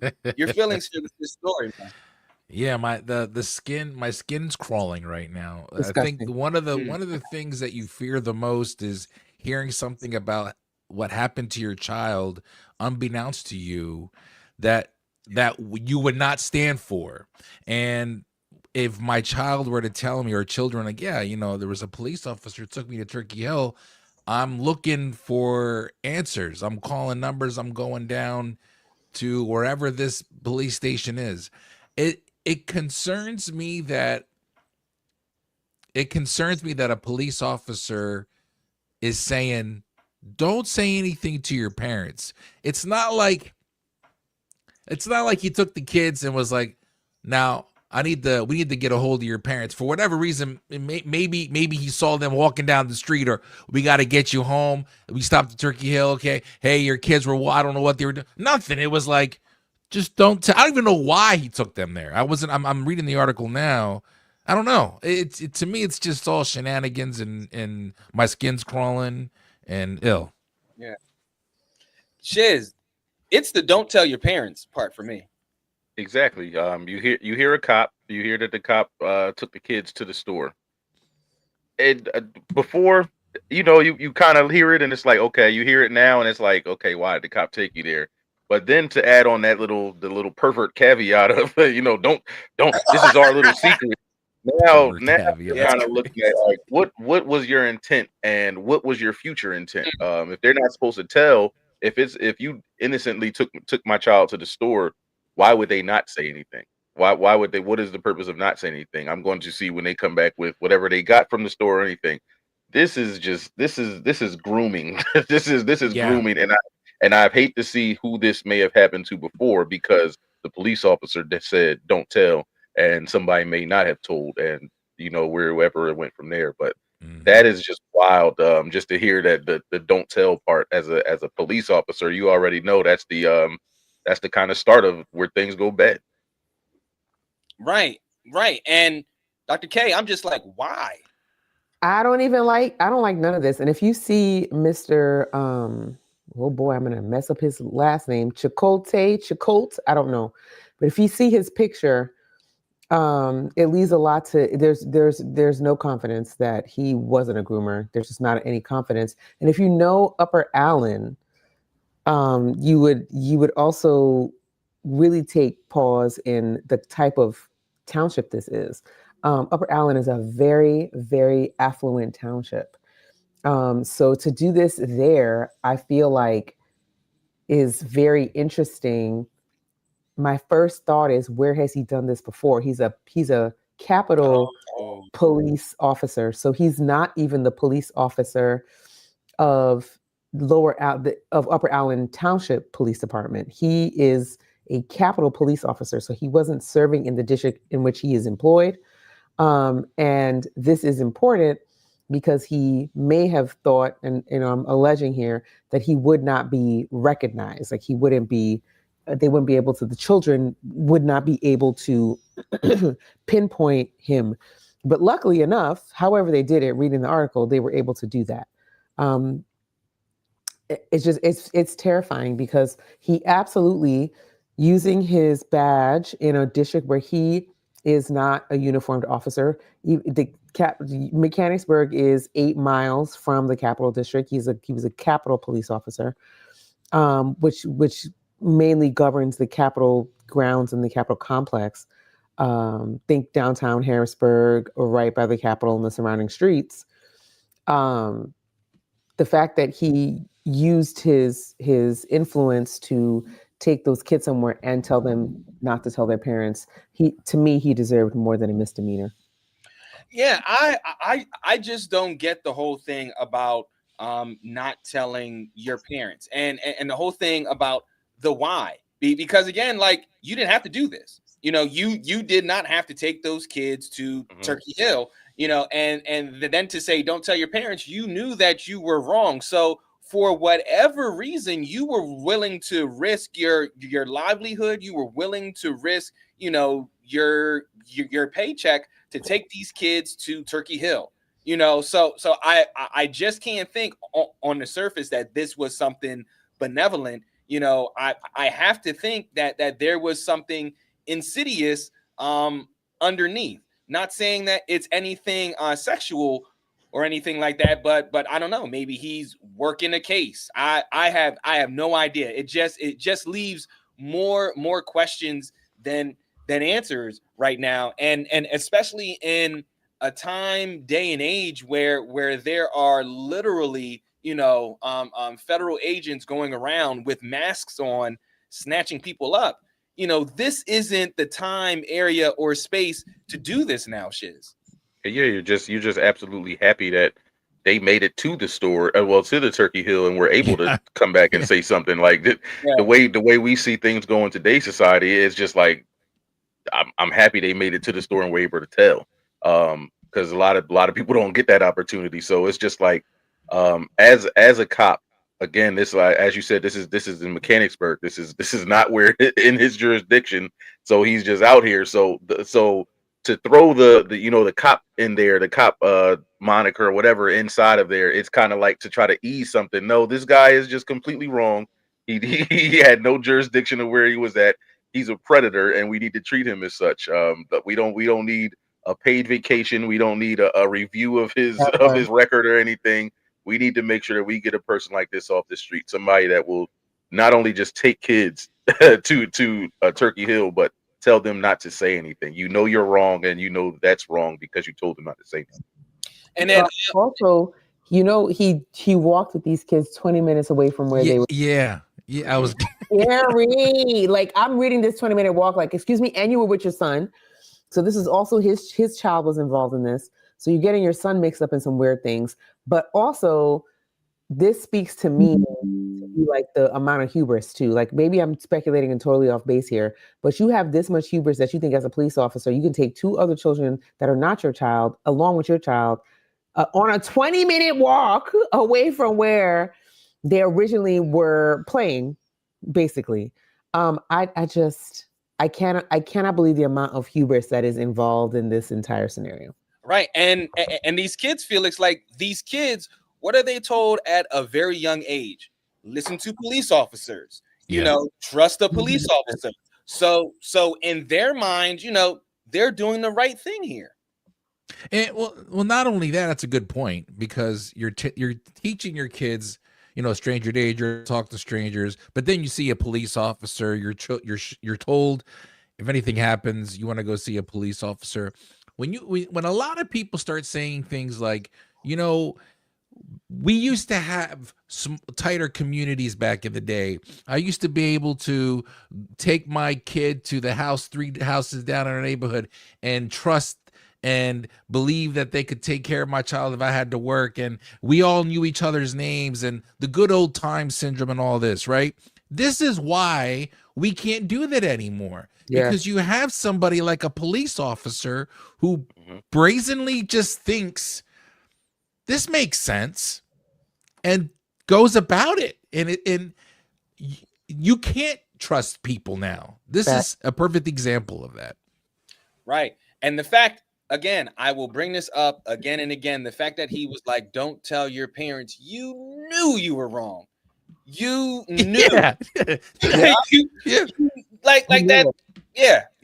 And I wish the charges were more serious. Because I mean, this is almost like kidnapping. Like if this was a person with a badge, we would say that these kids were kidnapped for 20 minutes. It ain't almost like anything. That's what it is. That's what it is, because he took them past their free will and he took those minors where they didn't belong. And again, as we keep stressing, and it's like, that's the thing about this. You can have somebody. I just was having my kids around and introducing them. When you say don't tell, you are trying to do something that has future intent, that has malicious intent. When you say something like that, especially to a child who is, like Felix said, the police, you're supposed to go to them. That's supposed to be the one in time of danger. That's who you go to and trust. So if the cop tells you don't tell anybody, and you don't do that, what happens next?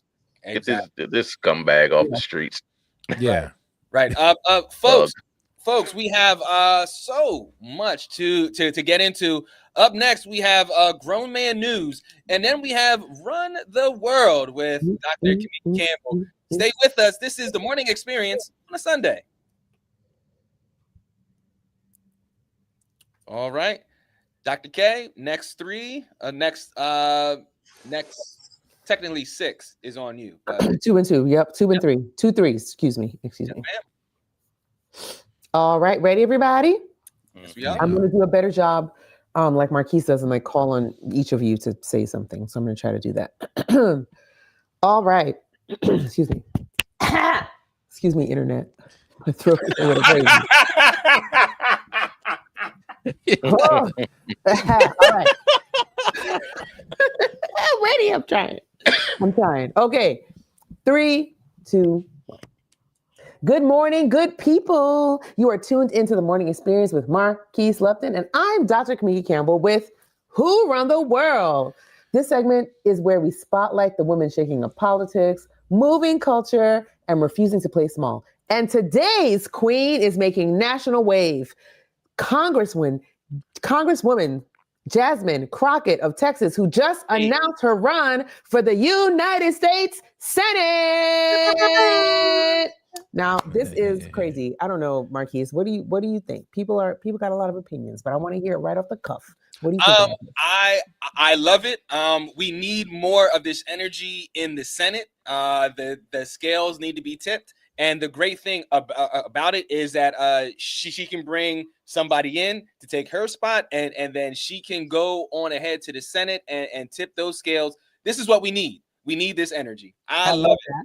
I love that take, because the energy is why people are rooting for her. Yes. Jasmine Crockett has become one of the most electrifying voices in Congress, known for her sharp legal mind, her viral dismantling of bad faith attacks from all sides, and her ability to translate policy into plain truth.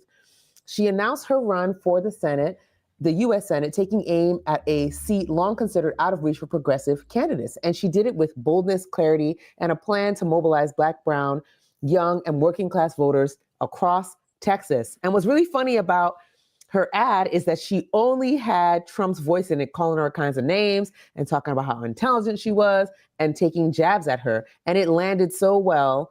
And I don't know, it was kind of amazing, Shiz. Did you see the ad yet? No, I did not. Well, take a quick 30, because it's quick. Felix, did you see the ad yet? No, I'm sorry, I have not. I'm just getting okay. I'm getting hip to this right now. Don't worry. I'm gonna put it in the chat for us to all see. Yeah. But it's been quite the stir on Twitter. Her launch immediately ignited a national attention, trending on social media, picking up endorsements, and energizing communities that have been waiting for a candidate who speaks plainly, fights fiercely, and brings receipts, which she's really good at.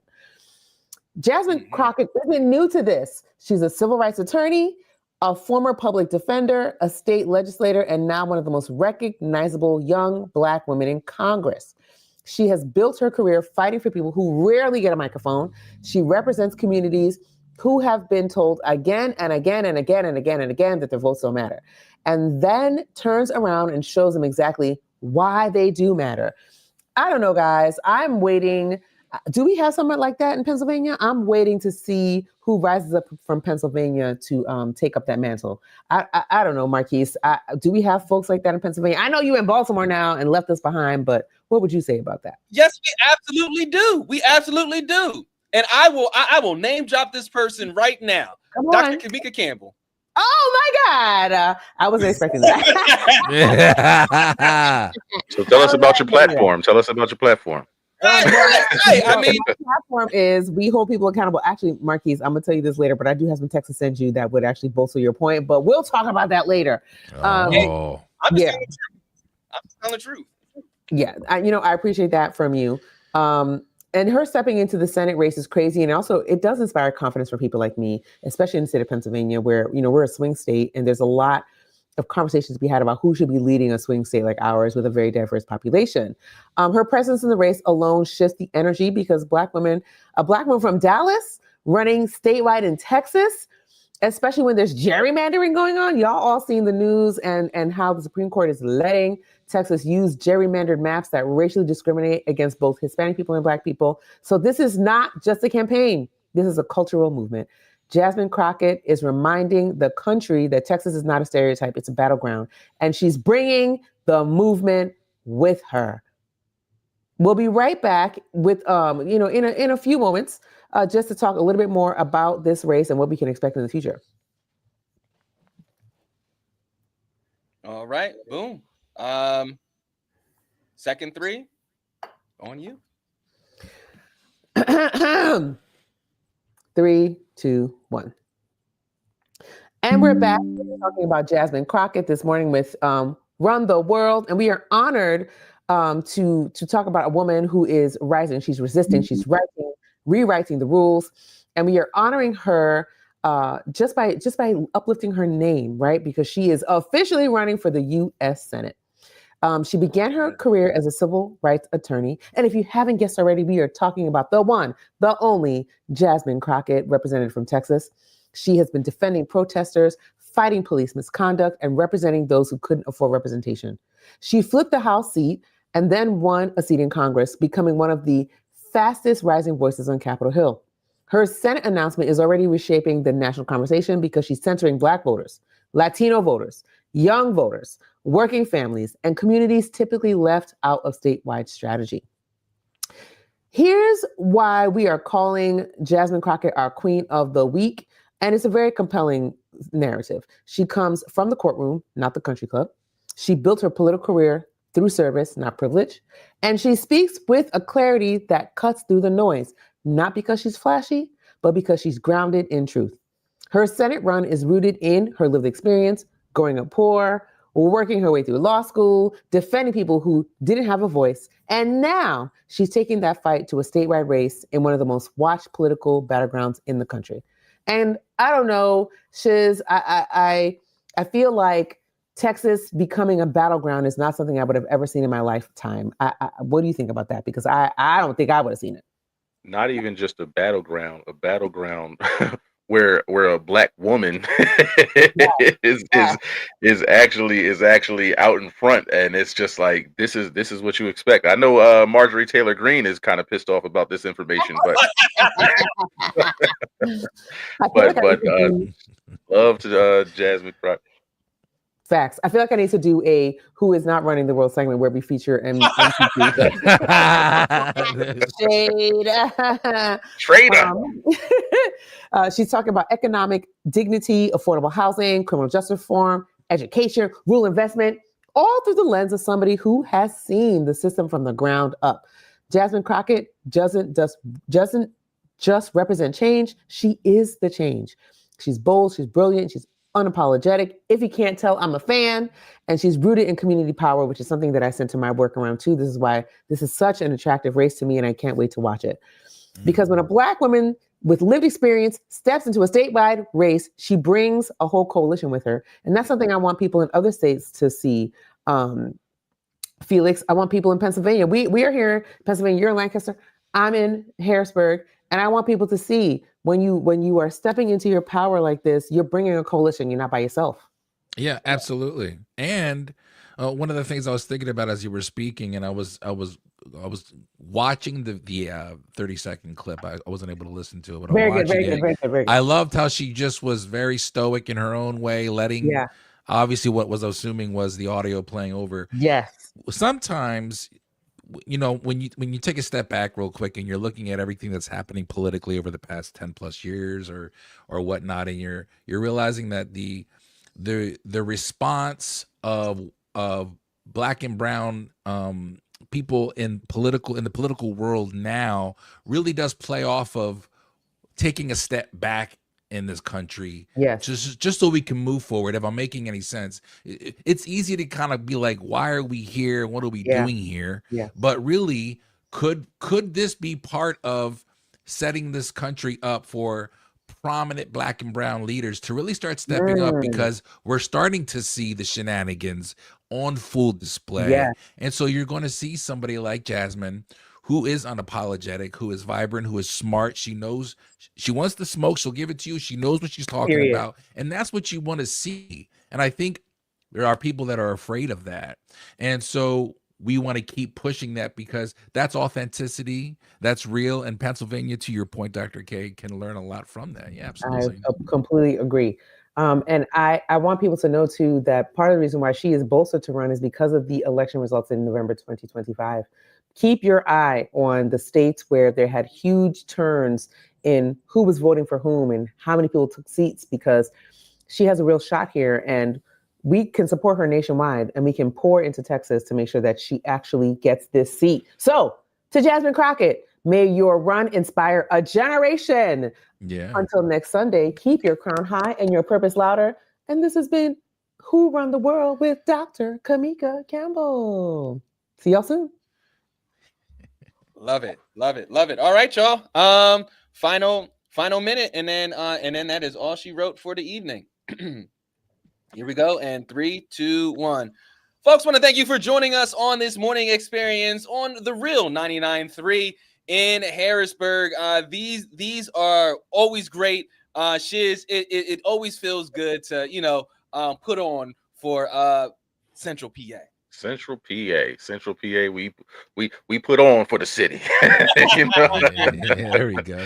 Shout out to y'all. Y'all are up right now. Thank you for tuning in. Thank you for listening. Listen, again, like I said at the beginning of the show, you were up now. Don't go back to sleep. Do something productive. Felix, do something productive. Like clean the garage or something, man. Yeah, and that's always my goal on Sundays. So Harrisburg, if you got nothing to do, get in your garage, organize it, put that oil and coolant away, and make some room for your wife to park her car. You know what I mean? Thank you. Dr. K, what's on the agenda for yourself? A nap. I don't know what these people talk about. I don't know what they talk about cleaning and stuff. It's Sunday. Take a nap. Take a nap. Get some hot cocoa. It's cold outside. Cleaning garages in the cold is crazy. But also, I just want to say, also just love on yourself. Like a nap is loving on yourself. But if you do choose to clean something, fine. But just love on yourself. It's Sunday. Be kind. Yes, indeed. Yes, indeed. Folks, I am going to ramp up the Campbell 26 machine. So you heard it here first. We will see how things pan out for America and for Pennsylvania. This is the Morning Experience. Thank you for joining us. We will see you next Sunday. Peace. All right. Boom. Just want to tell you guys we were streaming in 9 different places today, and we had about 100 viewers, unique viewers over that time. So let's keep building that. Yeah, I love that. We'll see y'all later. We're going to end the stream here. We're going to go talk about y'all and what y'all said on the stream. Bye.